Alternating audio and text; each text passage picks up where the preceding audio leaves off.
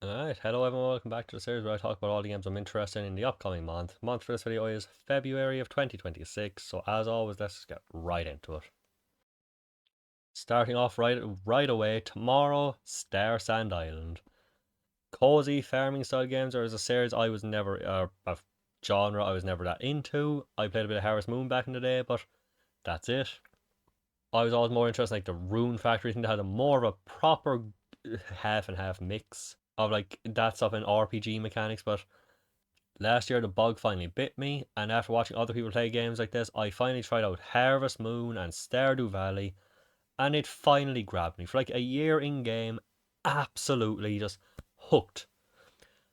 For like an hour or two every night for about 4 or 5 weeks, probably, I would just lie back, watch something on laptop, Stardew on TV, and it was really nice.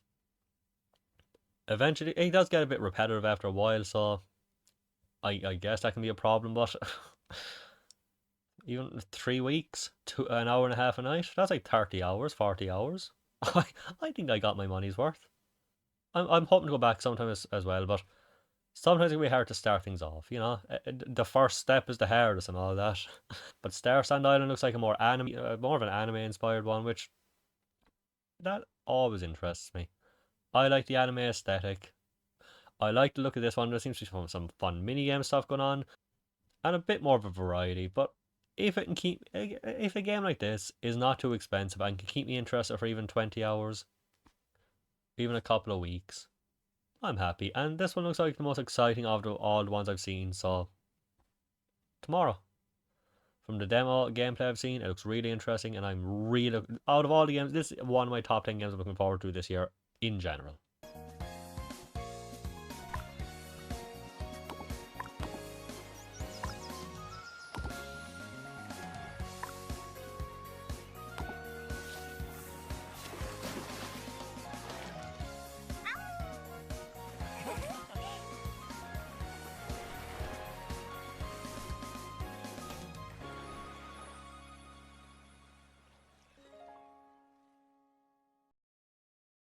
Tokyo Extreme Racers coming out on PS5 on the 26th as well. I don't know anything about this franchise, but I think it was it's either the Game Awards or something around the time. It was, I don't know, I think it was a state of play. It looks like a fun anime inspired, Japanese focused, arcadey, extreme, crazy racer. And it's one thing I've said a lot over the last few weeks, or months here especially. I think sports games in any capacity are a lot more fun the less realistic they are. The more arcadey and less realism, I think, adds a ton of interest for me.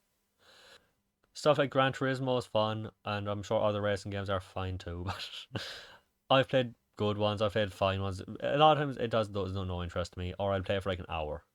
I'm in the mood for something silly and fun. I like sports games when they're just out there. It's I need more. Not too much, not to the point where it's just like too over the top in an unfun way to the point where it might as well not even be the game. But one of my favorite racing games of all time was Horizon Turbo Zero, whatever it was called. It was like Horizon Turbo. It was on PS4. You just drive forward and have to. It's not even really as much about racing. It's more about just keeping up with the fuel and timing your like boosts well and not crashing into the cars in front of you. It's less about perfect maneuvering and keeping track of a million things. It's just go forward, get resources. So this is easily one of the most excited I've been about a racing game in. This is the most excited I've been about a racing game.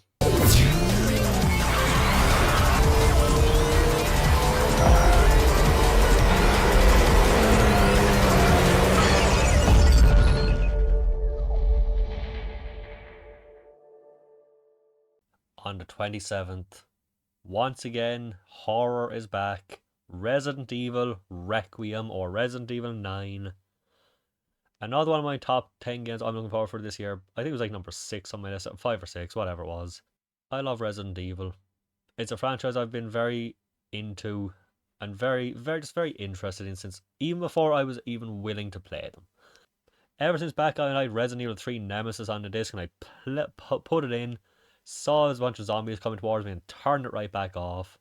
Or when I played Code Veronica and saw a bunch of zombies crawling out some windows, it was like, and me and my brother scrambling to turn the light off and the PlayStation on. The light on and the PlayStation off. I was afraid to play them, but they always fascinated me more than any other horror game. Since then, I've played all of them, especially in terms of the main series, and apart from 6, I love them all. Even 6, I have a soft spot for. Some of my favourite games of all time are in here, and it's finally back. And a new game, too. It's not going to be a disappointing remake like 3, or a more close to the same remake like 4. From what I've seen, I haven't played it yet, I'll be honest. It's the first new one since Village, which I had a great time with. 7 was fantastic despite some problems, especially on repeat playthroughs. 8 was good. It was really good. But I've never had much of an interest to go back to it. I know nothing about 9 except you're playing as an Ashcroft. I heard she's the daughter of the character from Outbreak. Leon is in it because it's the worst kept secret of all time. You're back in Raccoon City. And I've seen a couple of screenshots like this monster. I don't know anything about it. And I'm going to keep it that way till I play it in 4 fucking weeks. Wow. Well, close 4 or 5. There's not much I can say about it because I watched the first trailer, and since then I've not even when I'm like watching something like the Game Awards and this trailer's come on, screen off, going in blind. So that's how I like it because that's how horror works best. But it's Resident Evil. I've never played one that I'm just been like, oh, this is the worst. Again, in terms of the main series, I played some of the online games that were not the best.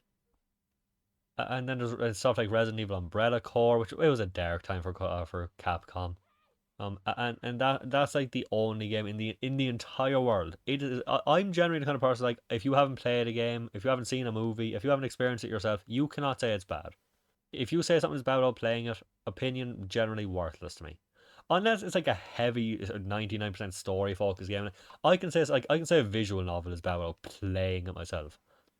I could say something like Heavy Rain is about playing it myself because, again, 90% story. I love Heavy Rain, just example. But in general, I'm very of the opinion if you haven't experienced it yourself, you have no place saying it's bad. Resident Evil Umbrella Corps is the one exception I've ever made to that rule. I won't call fucking ET on the Atari about playing it myself. This is the one exception. But other than the side stuff, I fucking adore Resident Evil. It's probably my top like 5 favorite franchises ever.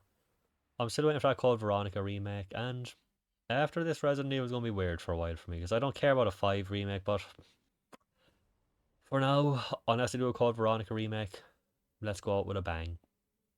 At least for now. I know now that you're the one that I've been searching for. The special one. The chosen one. Miss Ashcroft. Investigating all these strange deaths, huh? We need to keep our voices down. Have you seen the same shit I've seen? Please know that you are my hope. Everyone's gone. Stay away from that!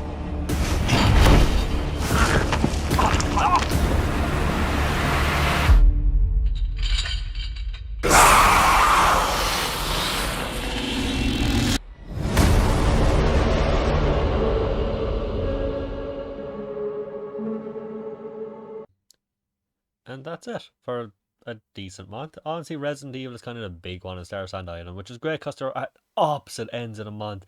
If Resident Evil Requiem came out one day later, they would literally sandwich the entire month with nothing else really. But they're kind of the two I'm like really into. They're my 2 absolute day ones. And it's good because there's a lot coming out this year, and it's good to have a break in between the month because again, right at opposite ends. That's cool. But yeah, as always, let me know what you're interested in this month. Let me know what I might have missed, and as always, see you for the next one.